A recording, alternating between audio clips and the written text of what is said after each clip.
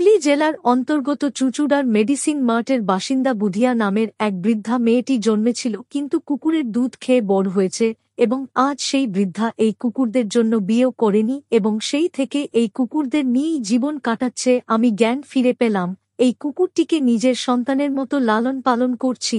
বৃদ্ধা নারীরা এভাবেই মানুষের বাড়িতে কাজ করে এবং তিনি এখান থেকে যা পারেন ভিক্ষা করে তার বাচ্চাদের খাওয়াচ্ছেন। কিন্তু বুড়িয়া বলেছেন যে সরকারের উচিত তাদের দিকে নজর দেওয়া, যাতে তারা কিছুটা সহায়তা পায়। না ভাত খাও।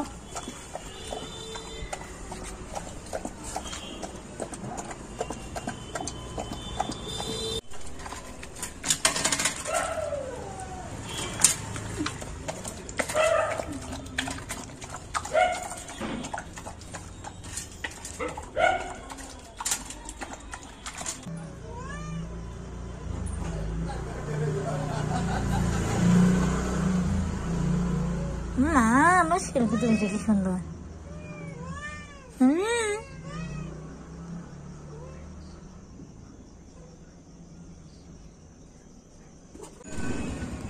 गाड़ी